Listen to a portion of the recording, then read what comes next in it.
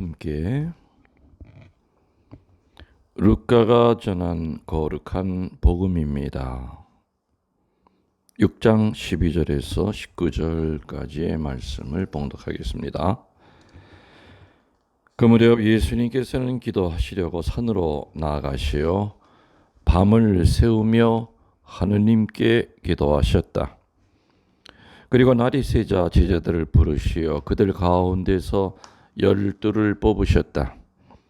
그들을 사도라고 부르셨는데 그들은 베드로라고 이름을 지어주신 시몬, 그의 동생 안드레야, 그리고 야고보, 요한, 필립보, 발토로메오, 마테오, 토마스, 알페오의 아들 야고보, 열혈당원이라고 불리는 시몬, 야고보의 아들 유다, 또 배신자가 된 유다 이스가리옷이다. 예수님께서 그들과 함께 산에서 내려가 평지에 서시니 그분의 제자들이 많은 군중을 이루고 온 유다와 예루살렘 그리고 띠로와 시돈의 해안 지방에서 온 백성이 큰 무리를 이루고 있었다. 그들은 예수님의 말씀을 듣고 질병도 고치려고 온 사람들이었다. 그리하여 더러운 영들에게 시달리는 이들도 낫게 되었다. 군중은 모두 예수님께 손을 대려고 애를 썼다. 그분에게서 힘이 나와 모든 사람을 고쳐 주었기 때문이다. 주님의 말씀입니다. 오늘 복음 여러분들 앞에 성경책 있으시면은 한번 이렇게 좀 펼쳐 놓으시고 이렇게 하나하나 짚어가면서 보시면 훨씬 더 좀 이해가 쉽지 않을까 싶습니다. 오늘 복음에 보면은 기도하시려고 산으로 올라가셔서 밤새 기도하시고 나오셨다, 이런 얘기가 나옵니다. 일단은 산으로 가신 이유가 뭡니까? 약촉회로? 아니면은 건강 때문에 등산하러? 아니죠. 목적이 분명합니다. 기도하시려고 가신 겁니다. 마찬가지로 우리들도 분명히 어디 가야 될 때는 목적이 분명해야 됩니다. 성당에 가시려면은 놀러 가신 것이 아니라 기도하려고 가시는 겁니다. 레지오 주회에 앉아 있으실 때는 또 성모님께 전구 청하러 가시는 게 확실합니다. 그래서 우리는 가더라도 그냥 세속적으로 일이 필요하기 때문에 가야 되는 경우 우리는 확실하게 압니다. 근데 어떤 영적인 장소에 가면서도 뭘 하러 가려는지를 잘 모를 때가 많지요. 그래서 밖에 나와서 세상 일하면서 성당 걱정하고 또 성당에 가서는 하느님께 기도하기보다는 또 세상 걱정하고 집 걱정하고, 아무튼 우리들의 발길이 가는 그곳에 내가 가서 무슨 일을 해야 될지를 정확히 알아야 됩니다. 잠자기 전에 내 기도방으로 갈 때는 기도하러 올라가시는 겁니다. 사제가 아침 미사 드리러 정갈하게 옷을 차려입고 또 마음의 준비를 하고 미사하러 제2방을 가든지 저 같으면 아파트에 있는 기도하는 그 장소로 이동할 때는 확실히 분명히 목적이 있어야 됩니다. 아무튼 산으로 가신 이유는 기도하러 가셨다는 겁니다. 근데 이제 머리가 망가지고 치매가 오고 그러면은 어디를 가더라도 가는 이유를 잊어버리죠. 나이가 들면은 분명히 깜빡깜빡합니다. 저도 어떨 때는 이렇게 이동하면서 내가 왜 어디 가려는 거지 하고 이렇게 예전에는 없던 그런 순간적인 건망증 이런 것 때문에 벌써 당황할 나이가 됐다고 생각하니 어떤 때는 자꾸 기억 안 나는 것 때문에 이렇게 서글퍼질 때가 좀 있습니다. 많은 교우들이 또 오래간만에 만난 저를 교우들이 신부님 10년 전에 뭐 어디서 미국에서 어디서 저 만났죠? 그러면 기억이 안 나죠. 얘기를 들으면은 어디 간 거는 기억이 나는데 그 자리에 뭐 한 열댓 명 모여가지고 그때 저도 있었습니다. 그러면은 참 기억하려고 애쓰지만은 기억이 안 날 때가 참 많습니다. 아무튼 일단 나이가 들고 어떻게 보면 뇌세포가 기억을 관정하는 뇌세포가 자꾸 줄어들고 그건 자연적인 퇴화이기 때문에 어쩔 수가 없는 것 같습니다. 제가 옛날에 어느 본당에 있을 때 어느 의사 선생님인데 좀 치매 이런 것이 좀 연세에 비해서 굉장히 빨리 왔습니다. 그래서 병원도 간두고 또 그 자매님 걱정이 되셔서 전화를 저한테 하셨는데 신부님 우리 남편 청주에 간다고 갔는데 청주에 간 지가 한참이 됐는데 연락해 보면은 오지 않았다고 합니다. 그래서 뭐 찾아봤더니 결국에는 그 선생님은 청주를 가려고 차부까지는 나왔는데 그 차부에서 왜 왔는지도 모르고 본인이 차부까지 또 무슨 표를 사야 되는지도 모르고 혼자서 차부에서 몇 시간 동안을 혼자 서 있는 걸 발견했던 겁니다. 본인도 얼마나 답답하겠습니까? 아무튼 나이가 들어서 또 병이 들어서 뭐 그렇게 되고 싶어 하는 사람이 누가 있겠습니까? 아무리 머리가 좋고 또 사회적인 지위가 있다 하더라도 본인 자신을 모르고 가족을 모르고 또 그 치매라고 하는 것 때문에 사회생활이 단절이 되면은 참 불행하죠. 아무튼 노쇠 때문에 어디로 가는지를 모르는 건 뭐 할 수가 없지만 멀쩡하게 모든 정신과 또 모든 지성을 갖고 있으면서도 어디를 가야 될지 또 어디 가서도 또 그 목적지에 부합하게 말과 행동을 하지 않는다면은 이거는 머리가 병든 것이 아니라 정신이 병들고 또 영이 병든 것이다 그런 생각을 하게 됩니다. 아무튼 오늘 예수님은 산으로 가신 이유가 확실합니다. 기도하시려고 가신 겁니다. 그리고 두 번째로 그 기도하시려고 했던 그 기도의 내용은 무엇이냐? 그것도 확실합니다. 제자를 다른 말로 사도들을 선택하시기 위함입니다. 누구를 사도로 선택해야 될 것인가?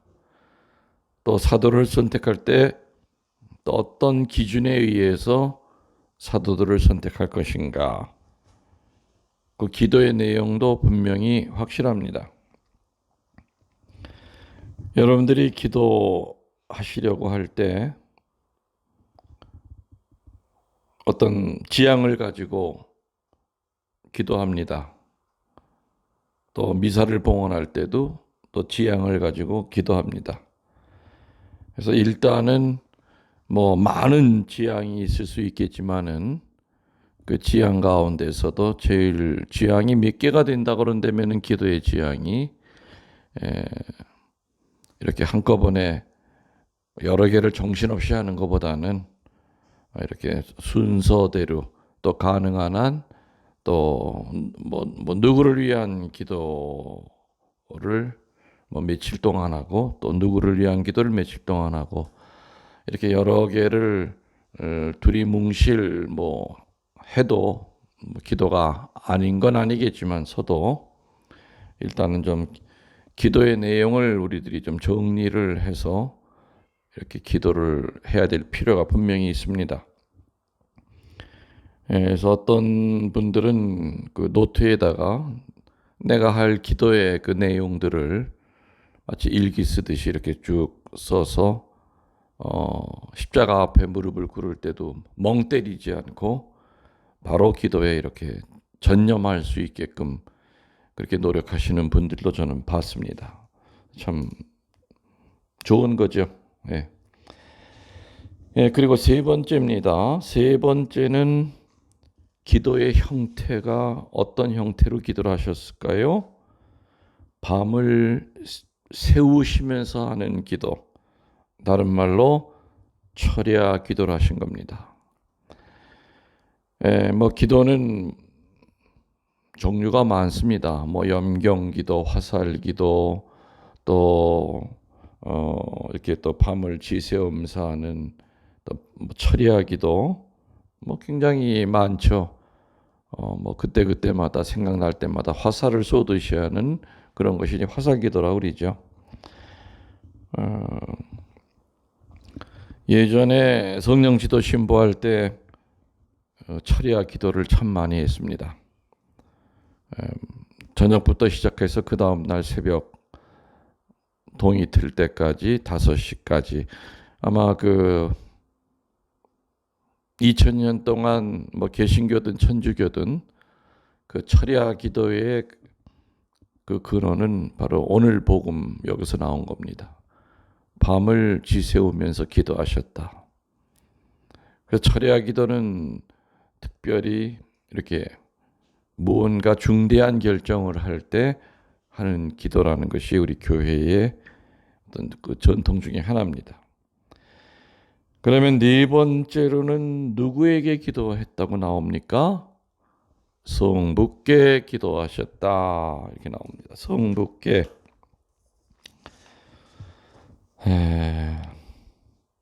누구에게 기도하는지도 잘 모르면 안 되죠.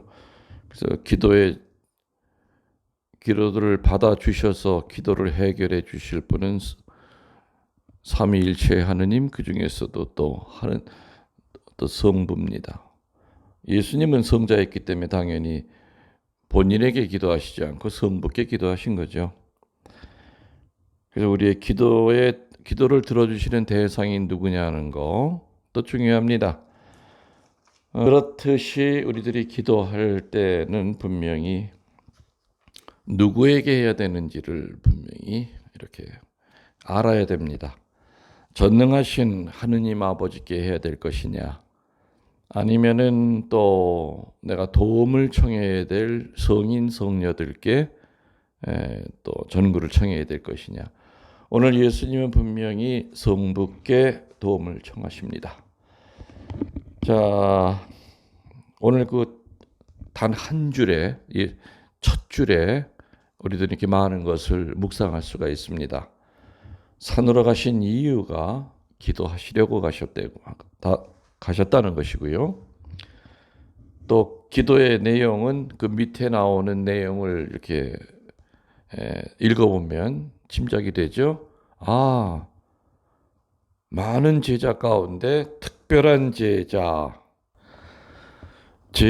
중에서도 리더가 될 제자, 교회의 기초를 이끌어갈 제자를 뽑아야 되겠다는 것이 기도의 내용이었고요. 또 기도의 형태는 화살기도, 걸어가면서 하는 기도가 아니라 그야말로 아예 오늘 밤새 내가 기도하리라, 기도하면서 뭔가 응답을 받을 것이고 또 하느님께서 내 결정에 또 얼마나 정확한 결정인지를 그 확답을 받을 거라고 하는 그야말로 철야 기도죠. 말 그대로 밤을 지새우면서 하는 기도입니다. 그 네 번째는 누구에게 기도하셨다고요? 성부께 기도하셨다고 되어 있습니다.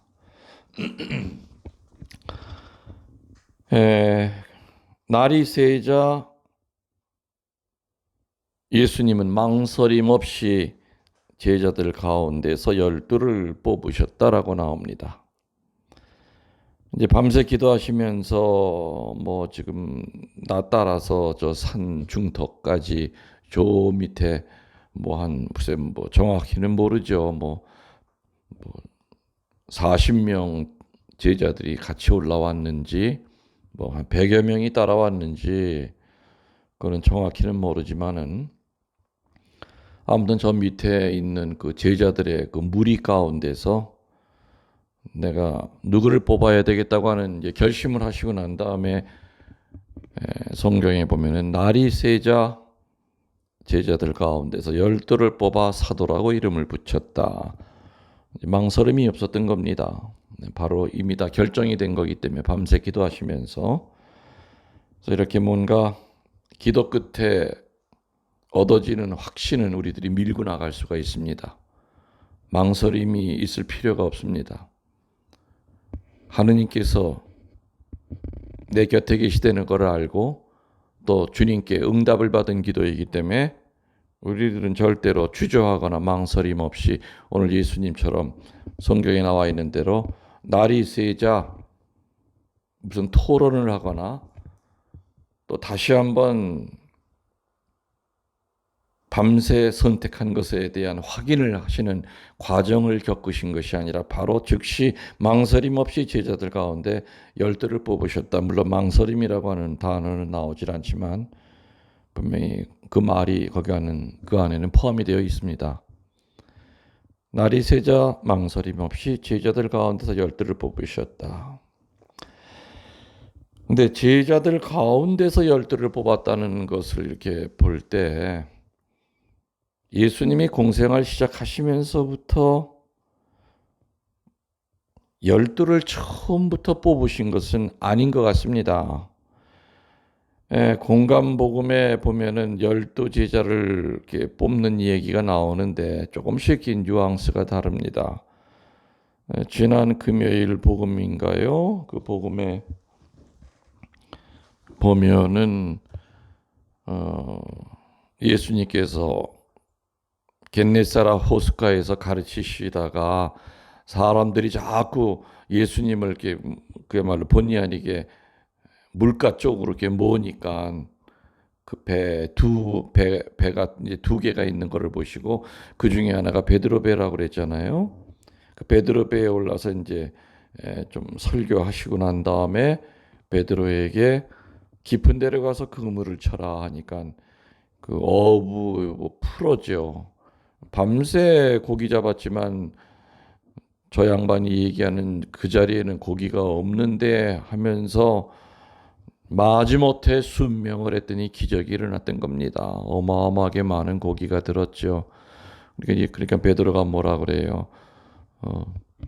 스승님 저에게서 떠나 주십시오. 저는 죄인입니다 하면서 신앙 고백하죠. 그리고 맨 마지막에 보면은 예수님이 이제 사람 닦는 어부가 되거라 하니까는 베드로는 모든 것을 버리고 떠났다. 오늘 복음의 12제자 그 중에 하나 베드로를 선택하는 거랑은 좀 다르게 좀 나옵니다.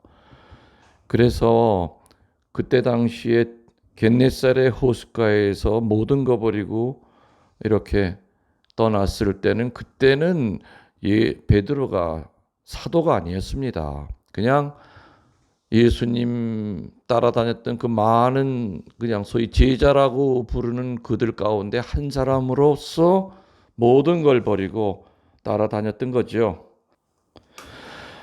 그래서 오늘 예수님이 구체적으로 그냥 일반 제자가 아니라 사도라고 하는 이름을 붙이는 제자들을 선택하기 전에는 뭐 베드로든 야고보든 뭐 필립보든 그냥 뭐 많은 제자들 가운데 그냥 한 사람이었던 겁니다.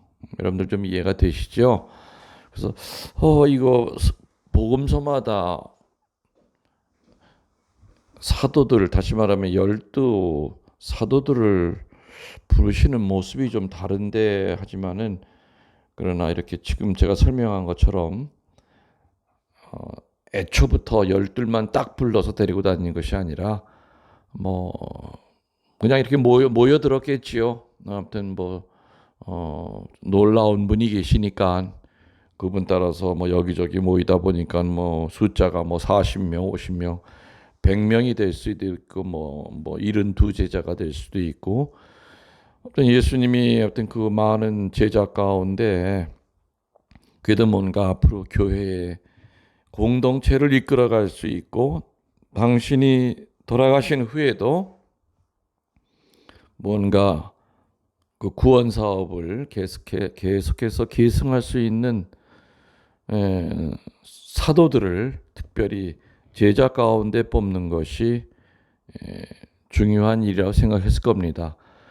그래서 오늘 성경에 보면은 군중 가운데서 12를 뽑았다가 아니라 제자들 가운데서 12를 뽑았다고 나옵니다. 자, 이제 12명이 뽑혔습니다.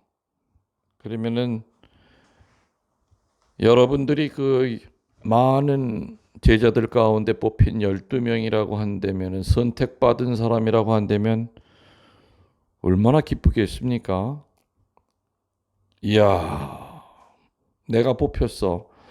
아마 예수님이 12명의 이름을 이렇게 호명을 하셨는지 아니면 손가락질을 하셨는지 모르겠지만은, 내 옆에 사람은 예수님이 불렀는데 자기는 그냥 지나갔을 때, 여러분이 그 입장이라고 한다면은 상처받을 수 있겠죠.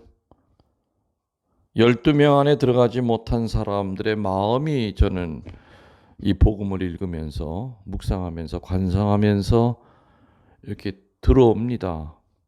왜 들어오는지 모르지만은 12사도에 뽑힌 사람들은 얼마나 기쁘고 얼마나 행복했겠습니까마는, 많은 제자들은 뽑히지 못했습니다. 그래서 아마 대부분의 그 제자들은 분명히 마음의 상처를 받았을 거라는 그 생각이 듭니다.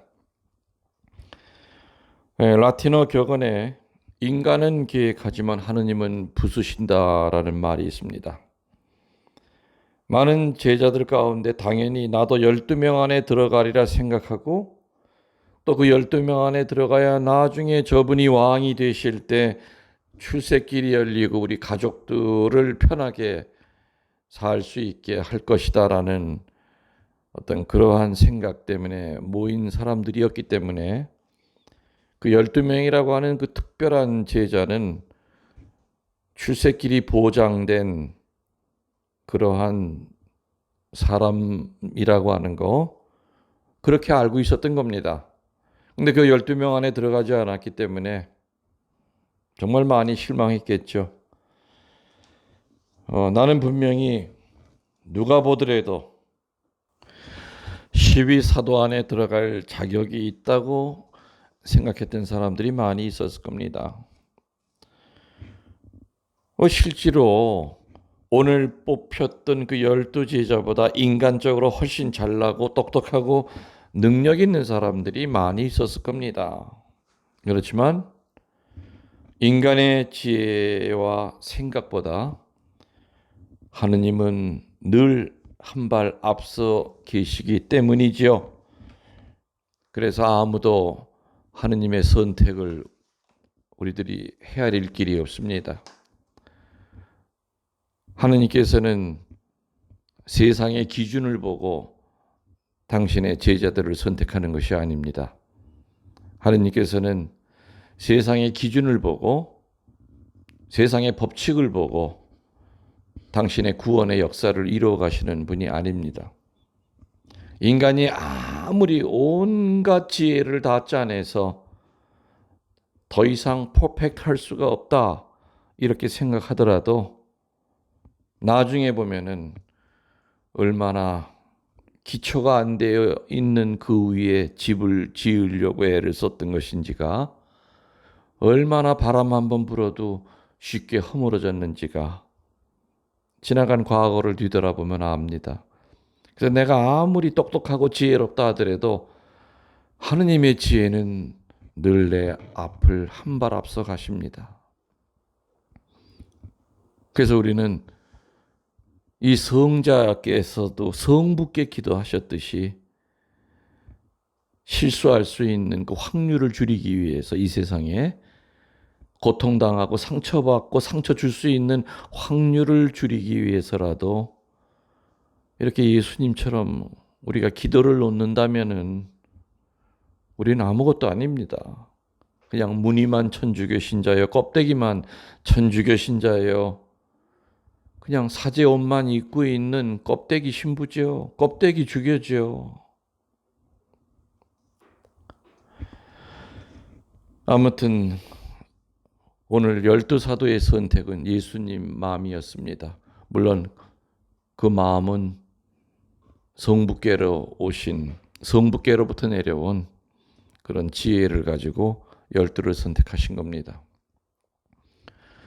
하여튼 분위기가 분명히 좋진 않았을 겁니다. 뽑힌 사람들은 의아해하면서 눈이 동그래가지고 나야 하면서 왜 나지 하면서 속으로는 뿌듯하고 어깨에 힘이 들어가고 그랬겠지만, 뽑히지 않는 사람들은 내가 저 사람들보다 저 인간보다 뭐가 모자라냐 하면서 불만의 소리가, 볼멘 소리가 분명히 제자들 사이에서 웅성웅성대면서 나왔을 겁니다. 그리고 한편으로는 서운한 것을 참고 축하해 주는 사람도 있고 박수 쳐주는 사람도 분명히 있을 거라고 하는 그 광경이 그려집니다. 하느님이 당신이 쓰고자 하는 사람 낚는 어부를 선택하실 때는 상식과 예상을 초월합니다. 그런데 하느님이 당신이 쓰고자 하는 사람을 선택할 때는 대개는 세 가지를 보고, 오늘 12사도의 그 선택의 기준을 잡으신 것처럼 대개는 그 세 가지를 보고 이 세 가지에 과연 부합한 사람인가, 이 세 가지를 수행할 수 있고 또 이 세 가지를 전파할 수 있는 사람인가를 보고 선택하신다는 겁니다. 그 세 가지는 이제 오늘 강론 마지막에 다시 언급이 될 겁니다.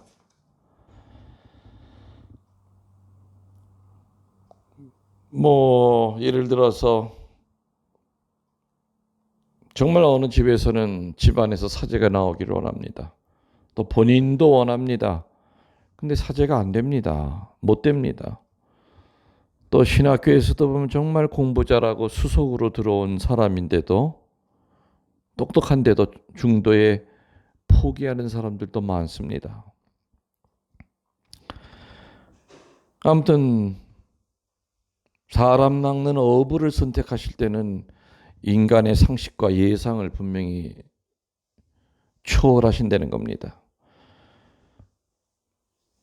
아버지의 큰 사고로 또 그 죽어가는 아버지를 기도를 통해 부활하신 것을 다시 소생하는 그 기적적인 장면을 목격하고 사제가 된 사람도 있죠. 이게 바로 접니다. 또 어느 신부님은 꼬마 때 개구장이 복사였죠. 부활 전날, 부활 성야 미사 때 신부님이 들고 들어갈 부활초를 넘어뜨려서 반토막이 났죠. 수녀님은 들어와서 그 광경을 보고 복사를 혼내려고 했지만은 수녀님보다 먼저 들어온 신부님은 복사가 초를 반토막 낸 것을 보고 따뜻하게 왜 그랬니 하면서 나중에 수녀님이 복사들을 혼내려고 하니까 벌벌 떨고 있는 그 복사를 수단 뒤에 숨기고 수녀님 미안합니다. 제가 어떻게 건드려서 저 부활초를 떨어뜨렸네요. 반토막이 났네요. 그 뒤에서 부활초를 떨어뜨려 반토막이 난 죄인인 복사는 그 신부님이 자기를 대신해서 부활초를 부러뜨렸다는 그 얘기를 듣고 그날 성소를 받은 겁니다. 신자들은 영문도 몰랐죠. 올해는 어떻게 이게 부활초가 반밖에 안 되나. 신부님 저 부활초를 들고 그리스도의 광명하면서 외치고 들어오나. 그 내막을 몰랐지만 그 거룩한 부활 성야의 밤에 사제 한 해가 탄생한 겁니다. 이렇게 하느님께서는 동강이 난 부활초를 가지고 또 사제를 만드십니다. 또 한국의 첫 번째 주교님이신 노기남 대주교님, 시골 공서 회장 아들이었습니다. 서양 신부님들이 이렇게 미사하러 오시면 공서 회장 집에 머물고 또 어머니는 열심히 밥을 지어서 신부님을 대접해 드렸죠. 그런데 신부님이 올 때마다 밥상 위에 뭐가 올라가느냐, 1년에 한두 번도 먹기 힘든 노란 계란찜이 올라가는 거였습니다. 아, 신부가 되면 저렇게 계란찜을 매일같이 먹을 수 있겠구나.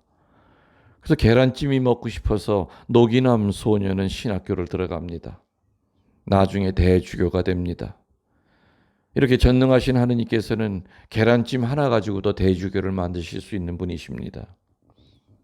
아무도 상상할 수 없었던 이 일을 하시는 분입니다. 어떤 경우든 어떤 사건을 통해서건 예수님의 제자들, 넓게는 바로 여러분들입니다. 세례받은 모든 이들을 뜻하고 좁게는 사제를 뜻합니다. 아무튼 예수님의 제자들은 조금 전에 얘기했던 그 세 가지의 대명제를 묵상하면서 제자의 정체성을 늘 찾아야 됩니다. 예수님이 많은 제자 가운데 12사도를 뽑으셨던 그 선택의 기준은 세 가지라고 그랬습니다. 알다시피 여러분들 12제자 가운데 어부들이 많았습니다. 어부 형제들이 많았습니다. 이 세 가지의 선택 기준은 뭐냐? 첫 번째가 무소유성입니다. 두 번째가 공동체성입니다. 세 번째가 종말론성입니다. 첫 번째 뭐라고 그랬습니까? 무소유성. 12사도 가운데 부자는 하나도 없었습니다. 어부들은 그야말로 비린내가 납니다. 늘 고기와 같이 살기 때문에, 고기를 손질하기 때문에. 근데 어부들은 언제라도 그 낡아빠진 배와 낡아빠진 그물만 버리면 떠날 수 있었습니다. 한마디로 많이 갖고 있을수록 예수님이 부를 때 따라 나서기가 힘들다는 겁니다. 농사 짓는 농부, 장사하는 상인들에게 예수님이 너나 따라오너라 하면은 선택받은 것에 대해서 고마움은 느끼겠죠. 그러나 아이고 예수님, 제가 짓던 농사가 있기 때문에 이것도 어떻게 맞아 추수를 해야 될 것 같고 또 땅도 내놔야 될 것 같고 땅이 팔리면 그때 쫓아가겠습니다. 또 장사하는 상인들에게 따라오느라 그랬을 때도 그거 포기하기 쉽지 않습니다. 그래서 예수님께 선택받는 자의 그 첫 번째 조건은 그야말로 무소유의 마음을 가지고 사는 사람들입니다. 제가 그 전에 많은 얘기를 했었습니다. 이 무소유성을 우리 정통 가톨릭 용어로 따지면 텅 빈 충만한 마음이라고 그럽니다. 아무튼 많이 갖고 있을수록 포기하는데 시간이 걸리고요. 예수님이 길 나서라 할 때 이런 핑계 저런 핑계 다 대면서 그 축복의 순간을 놓쳐버립니다. 하루하루 자고 날수록 이 세상 모든 인간은 그 죽음이라고 하는 그 시간 앞에 자꾸 다가섭니다. 결국에는 암보다 더 무섭고 모든 질병보다 무서운 건 시간입니다. 그 시간 앞에 살아남는 사람은 없습니다. 더 살고 덜 살고 할 정도겠죠. 그 시간 앞에서 우리들은 점점 하느님에게 가까이 갈 날이 가까울수록 자꾸 비우고 살아야 됩니다. 비단 이 무소유성의 내용은 물질만이 아닙니다. 욕심이라든지 교만이라든지 이제껏 받았던 상처들 아무 쓸데없이 내 영혼에 박혀서 여전히 피를 흘리게 하는 그 나쁜 기억들, 미워하는 사람들, 그거 내버리려는 얘기입니다. 그 12사도가 선택받을 수 있었던 첫 번째 이유는 다른 사람보다 12사도로 임명하면 포기할 게 많지 않았던 겁니다. 어부들은 건강한 지 몸뚱아리 하나뿐이었습니다. 그래서 이 무소유성, 이것이 바로 선택받은 자가의 첫 번째 조건이 아니겠는가. 오늘 강론이 또 길어집니다. 하여튼 두 번째로는 공동체성입니다. 제가 지금 하는 얘기 제 피정에서도 수도 없이 많이 했던 얘기입니다. 그렇지만은 제가 하는 어떻게 보면은 교육의 이 가르침의 특징은 저는 끊임없이 반복을 합니다. 여러분들이 잃어버릴만 하면 다시 상기시켜드리는 그런 방법으로 항상 강론을 해왔고 강의를 해왔습니다. 두 번째로는 공동체성이라고 합니다. 어부들은 혼자서 고기를 못 잡습니다.